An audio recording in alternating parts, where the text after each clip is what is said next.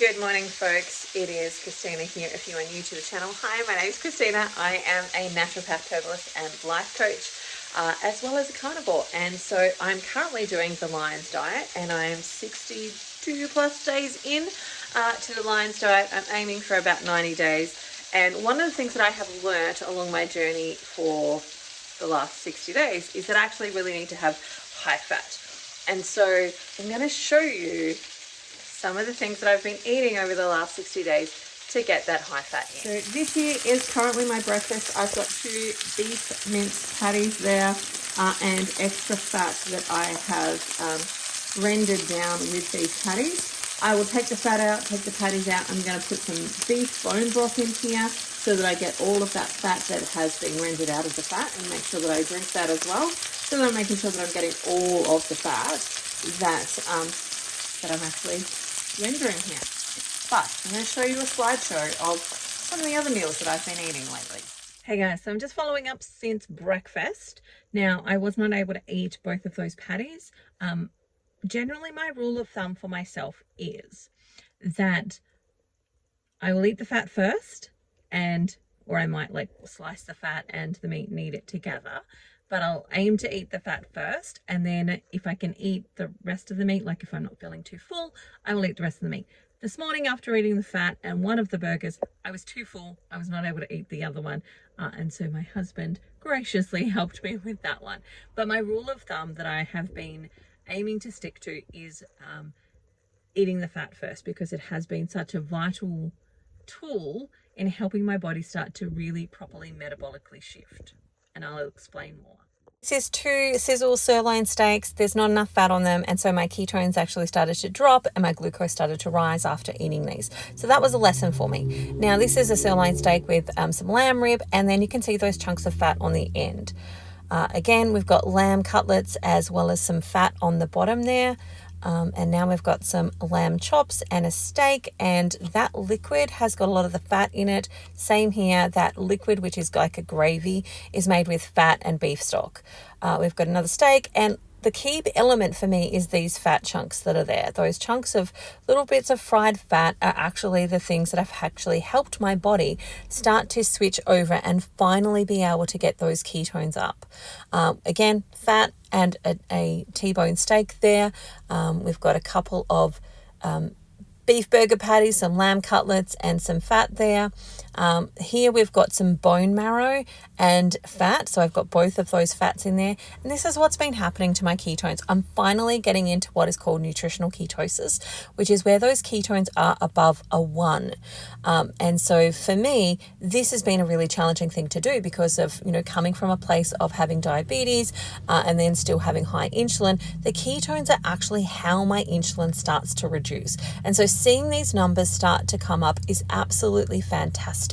But the key element for me has been making sure that I'm having enough fat. Anytime I start to drop that fat, then I go back to where I was previously. Because I do still have some insulin resistance. So at my last test, my fasting insulin was 7.2. I want that to be a 5 or under. So it still being up in the 7s is an indication to me that there's still some insulin resistance going on. The other indication for me is that my blood glucose and my ketones are still fluctuating a little bit. So if I am eating a higher amount of protein than I am fat, then what's going to happen is my blood glucose will go up a little bit because I'm turning some of that protein into glucose, and the ketones will drop. And it's the ketones coming up which actually signal to my body to start dropping that insulin and turning that tap off. So one of the ways that I like to think about this is it's kind of like a backyard hose. So let's say you had your backyard hose on full belt, and it was been on for 40 odd years, or been on for, like, probably in my case, if I'm realistic, it's probably been high for, let's say, a good 30 years. So it's been on. It's kind of rusted, and so it becomes really hard to turn it off, and you have to do work to turn it off, whereas previously you might have just gone and been able to turn the tap and it would turn off. Well, mine's rusted. I have to get the hammer out, and I have to break up some of that rust, and I have to get the knob turning, and I have to get the oil out and grease it all up and do all of that type of stuff to get that insulin tap or that insulin faucet to actually start turning off. And so it's going to take some time, and lifting those ketones actually helps to do that work. That's part of it. Now, Lions has not been the only element in my journey and actually helping me do that. Last year, like pretty much a whole year, I dedicated to what's called metabolic flexibility and practicing metabolic flexibility. So I was doing a whole range of different eating fasts that were helping my body practice turning that insulin down and turning that tap down. So I was doing things like sardine fasting. I was doing beef and butter fasting. It's a program that I have which is called The Quest, and that program is designed to kind of start turning and flexing those muscles that maybe haven't been used for a long time, and help you figure out which things actually work for you. So I discovered, of course, in that program that for me, while I really enjoy seafood, it doesn't often have enough fat for me. And the same with chicken. Chicken doesn't often have enough fat for me. So taking the knowledge and the lessons that I learned from doing The Quest and the year prior to this, then as I start to move out of carnivore, one of the things I'm really going to pay attention to is adding extra fat to everything that I eat to make sure that I'm still maintaining those ketones.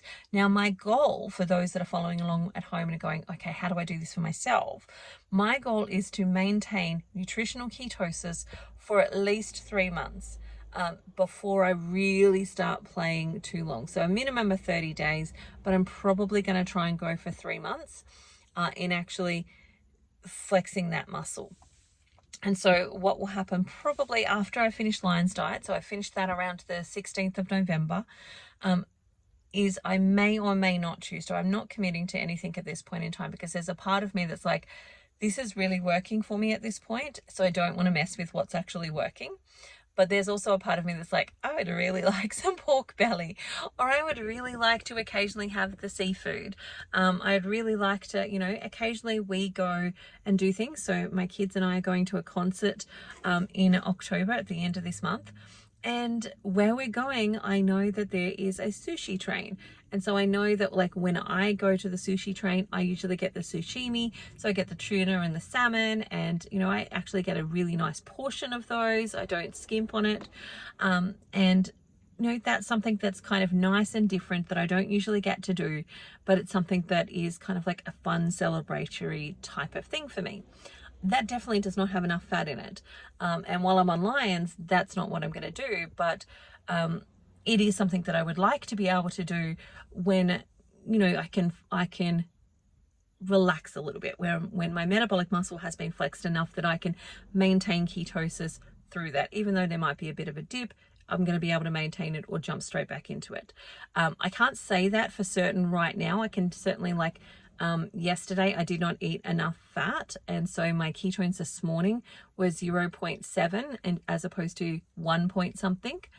So there were still ketones there. I was still, burning some fat, but I wasn't completely switched into it being my primary energy source at that point in time, because I ate a higher protein diet yesterday rather than a higher fat diet.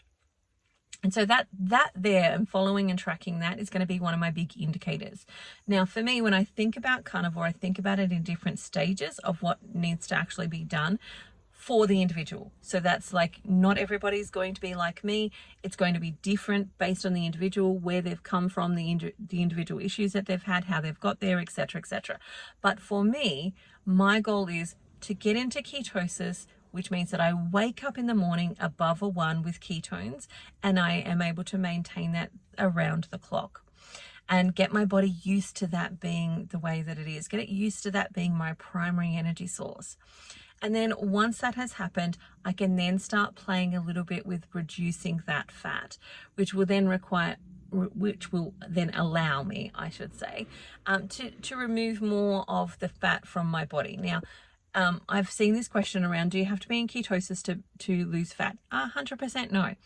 But there are 2 different types of fat. Well, there are 3, but 2 that we really talk about.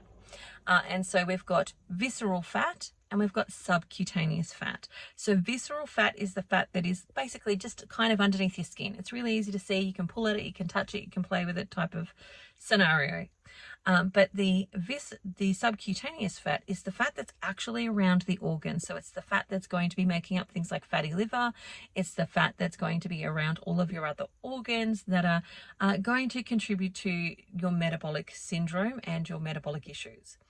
That fat does require us to be in ketosis more, simply because, and it's not a foregone conclusion, but it is an indication, because when your ketones are up, it allows your insulin to drop. Now, the subcutaneous fat actually requires low insulin, or your insulin to be low in a normal sort of range, for you to really properly lose that at a really good rate.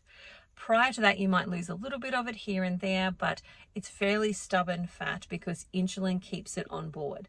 And so while insulin is high, it signals to that subcutaneous fat to stay around.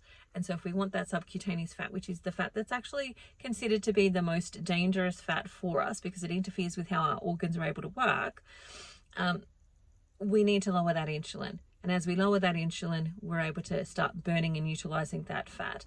Now, in order to lower that insulin, we've got to get those ketones up to signal to the insulin, it's time to turn down, it's time to turn off. Now, some of that can happen over time, like you will have that happen over time by simply not having as much glucose around. But if you're like me and your tap has been stuck on because you've been insulin resistant for probably a lot of your life, like, you know, if I really look back at my life as a practitioner, like if I think about it from my practitioner eyes, I can see that my insulin was probably high like definitely in my teenage years. It was high because I was eating a lot of sugar rich foods. Like, you know, if I go back through my history, we didn't drink water. Well, I just certainly did drink water. My older brothers and sisters may have, because they didn't have much of an option when they were little. For me, I had much more of an option because I was the baby of the family. And at that point in time, we had cordial all the time. Like, you always had cordial in our house. And so that's what you drank. You rarely drank water. And so even just that process would have created high insulin within my body. And so there's a whole history of things there that contributed to that. And so that is why I'm focusing a lot on, I really want to reduce my insulin and get it to a 5 or under to actually help me tap into that visceral fat, also that subcutaneous fat, and actually get rid of that, because the visceral fat is easier to lose. You don't have to be in ketosis to lose that. You will lose it, like, you know, just by doing the process of, you know, eating less than you're taking in, you will lose that. And that's what most people lose when they go into a dietary plan, is that they're losing that subcutaneous fat, the fat that's just under the skin.